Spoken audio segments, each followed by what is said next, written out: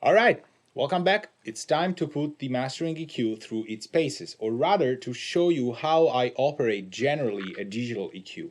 Remember, this is the second part of answering the question about how I use digital EQs or digital plugins, what kind of digital plugins do I like. So this is also very important, like you will see how I move around a plugin like this. I have a song from Blackglass Productions, which is a production group from two guys here in Berlin. And the song is called Freundschaft. We recorded this song here at Fuseroom during the Berlin Rec meetup, which is a very, very cool event we did a couple months ago. Now, this is a very rough mix that I have done very quickly without backing vocals or lead vocals whatsoever. It's just an instrumental, features a recurring verse, it's pop music, so some say repeats, and a chorus. So we'll hear the last verse going into the chorus. Notice how from the verse to the chorus a lot of stuff happens opening up with wide acoustic guitars. I want to emphasize that.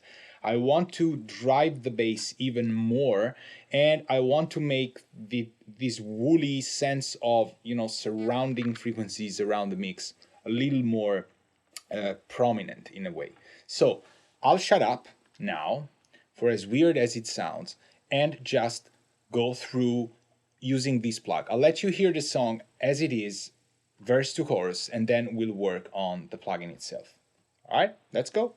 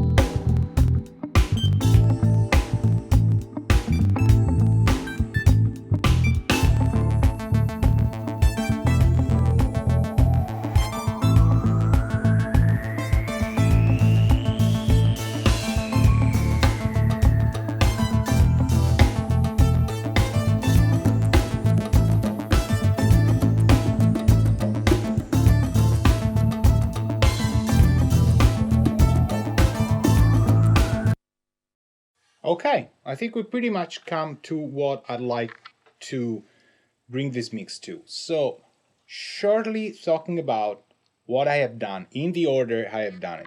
So this is gonna be tricky, but let's see if I remember. So the first thing I did was to activate this low shelf and you've seen me put it only on the mid side, on the mid side of things, not on the mid and the side, so on the mid channel.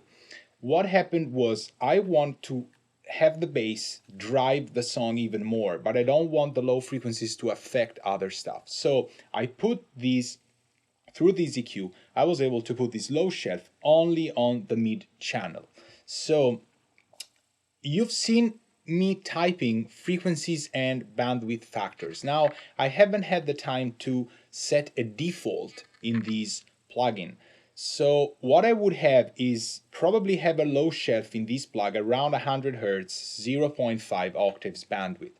The reason is these numbers are not random. Unfortunately, I have some Fridays and Saturdays with some time in my hands, and I happen to know that such a very wide shelf, very gentle shelf at around 105 Hertz is sounding pretty much close to what I had one time on my hands, which was a very nice Sontec vintage EQ. I had it for like around a week or two. I was able, it's not mine, work on it through a very dear friend, engineer of mine. So I happen to have had some time to test it, and I know that a very gentle shelf sounds sort of like the 50 Hertz shelf on those vintage EQs. So I usually have such a starting point on the EQs that I was able to compare to. The same thing happens with the higher shelf. The high shelf I've set at 2.4, 0.5, and that you've seen me typing that as well. And that's because around 3.4, such a gentle shelf has the effect of sounding like a 10K, 12K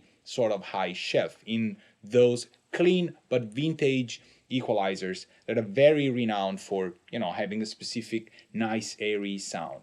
So that's the second thing I've done, was to listen only to the side channel and put these high shelf at around, it happens to be 3.6 dBs, and it's a little bit accentuated. Again, this is not a final mix, so if it was a mastering situation, these would be way too much. I consider already a lot when I go around a dB and a half. So just so you know, 3.6 in a mixing situation is probably getting over some lack of high frequencies in the sides or something like that. But it worked, so that's what I've said. Then the third thing I've done was to go back to the filter. And if you go back and watch when I was listening to the filter, I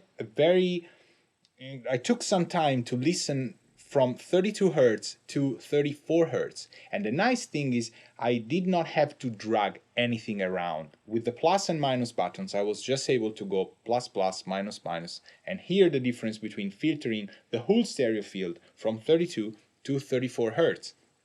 Might sound weird.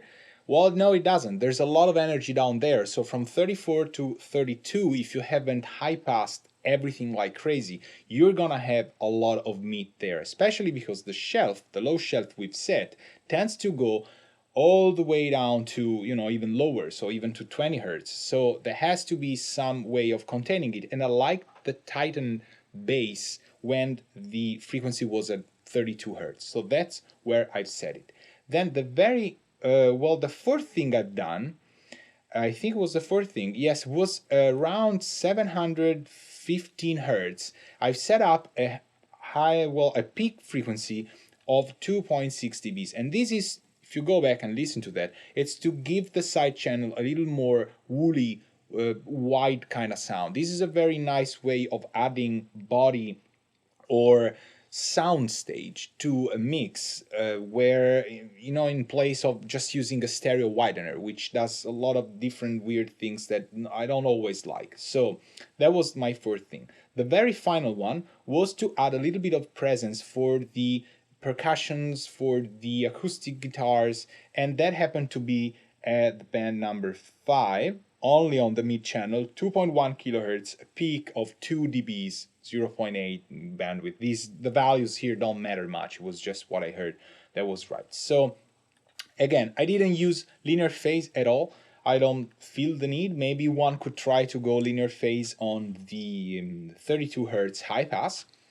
I didn't need that. So let's go A-B between completely off and completely on. When you see the bypass in red, the plugin is bypassed. When it's in blue, the plugin is engaged. No fancy titles, let's go.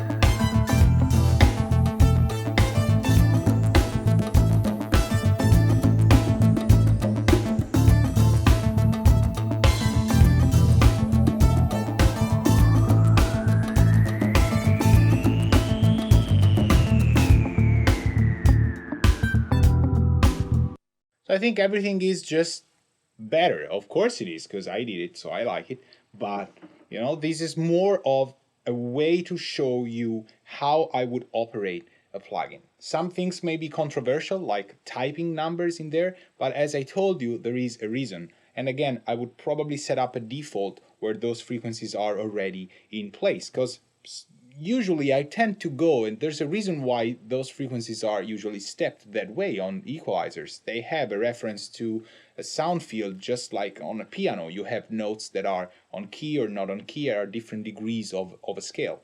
It's exactly the same thing to me. So I hope this worked for you. We'll see us in the next how-to, whatever. I wouldn't call them tutorials, but more blabbering and showing you things. All right? Thank you very much. Ciao.